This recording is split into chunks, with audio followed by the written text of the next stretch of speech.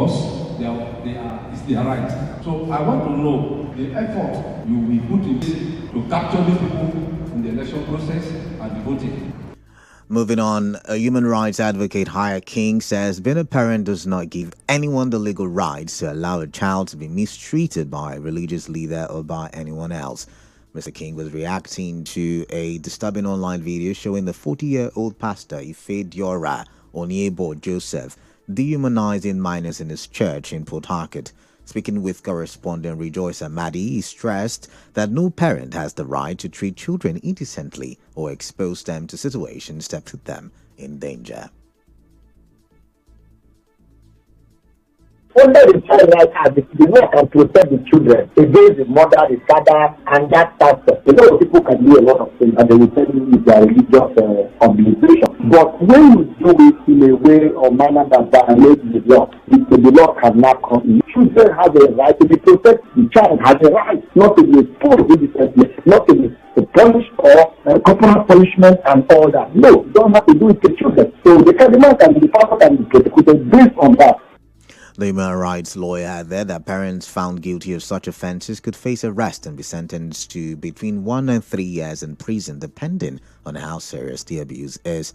Also, constitutional lawyer Professor Richard Wokocha, in an interview with correspondent Emeka Otika, said the act violates the Child Rights Law of Rivers State and the Child Rights Act of Nigeria. He stressed that no belief system can justify such conduct and urged security agencies to ensure those responsible are punished in line with the law to serve as a deterrent. The conduct of the pastor it clearly violates the Child Rights Law of Rivers State, even the Child Rights Act of Nigeria, and it violates some other provisions of the criminal law. Whatever beliefs that inform that conduct, we are definitely and clearly wrong, and there are better ways to handle problems. Whatever the parents was the right they had to bring up their children does not justify their violation of the rights that the law has guaranteed or preserved for those children. Children do have rights that are legally recognized and enforceable under our law, and such conduct will attract punitive measure from the law. Away from that, the Chief Medical Director of the University of Port Harcourt Teaching Hospital, Professor Henry Ugboma, has promised to support the growth and progress of the Indoni Kingdom. He made this promise after receiving the chieftaincy title of Ogene of Indoni Kingdom in the Ogba Egbema Indoni local government area. The title was given to him by the Award of Indoni, Professor Franklin Odwa Chukuma, during the ceremony at his palace over the weekend. At the same event, the Akpanuka of Indoni title was given to a politician and Niger Delta activist Dennis Obi. Speaking to the Council of Chiefs, the Award of Indoni said both men were carefully chosen as part of his traditional duty. He praised Professor Ogbomo's programs for the fast development of Indoni, especially its long-running health outreach for the community. The award said Professor Ogboma was chosen for his selfless service to the community, especially the less privileged. Professor Ogboma and Dennis Obi thanked the award for the honor. In other news, the Nigerian Info I Beg to Differ tournament began on Thursday with strong performances as young debaters competed in the battle of ideas. In the first debates of day 4, 15-year-old Tayo Akinwade of Air Force Secondary School Port Harcourt defeated Naomi Chaluku of United Senior High School Lagos with a score of 127 to 113. They debated the topic, begging should be criminalized in Nigerian cities.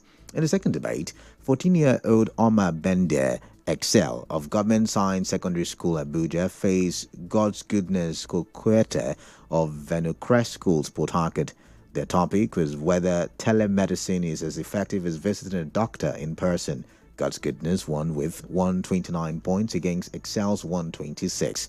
At the end of the day, God's Goodness was named Best Debater, while the judges saved Excel as a wild card. The debate with the theme Tournament of Champions will continue next week from Monday to Thursday. Airline Operators of Nigeria, AON, has lifted the lifetime ban earlier imposed on Miss Comfort Emerson over her unruly behavior aboard Ibom Air flight from Uyo to Lagos on August 10th. AON spokesperson Professor Obiora Okonkwo said the decision to lift the ban on Ms. Emerson followed the intervention of the Minister of Aviation and Aerospace Development, Festus Keyamo, who appealed for clemency. We'll go for another quick commercial. When we return, the world news.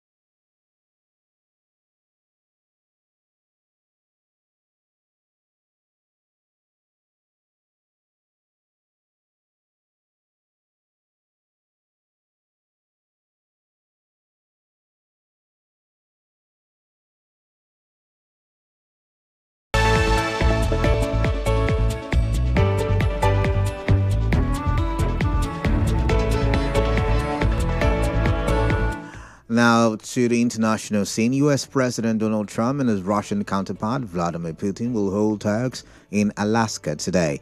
But the U.S. president hopes of sealing a ceasefire agreement on Ukraine is uncertain. However, the last gasp offer from Putin of a possible nuclear deal could help both men save face. The meeting of the Russian and U.S. leaders at the Cold War-era Air Force Base in Alaska, their first face-to-face talk since Trump returned to the White House, comes amid Ukrainian and European fears that Trump might sell Kyiv out.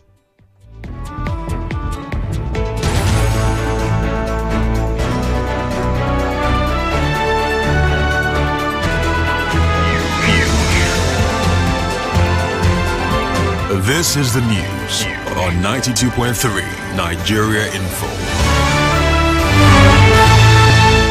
A quick recap on the news this morning. You heard the House Committee on Rivers Emergency Rule has ordered an urgent renovation of the State Secretariat. The Rivers Administrator has released funds to RESEC for the conduct of council elections. Airline operators have lifted the live ban placed on Ibom Air passenger in Manson. And on the foreign scene, US and Russia will hold talks today over ceasefire in Ukraine. The news was edited by Martha Okere. To reach the news team, send an SMS or WhatsApp to 0808-721-7215. I am Kaladakoru Batubo. Good morning. Stay tuned.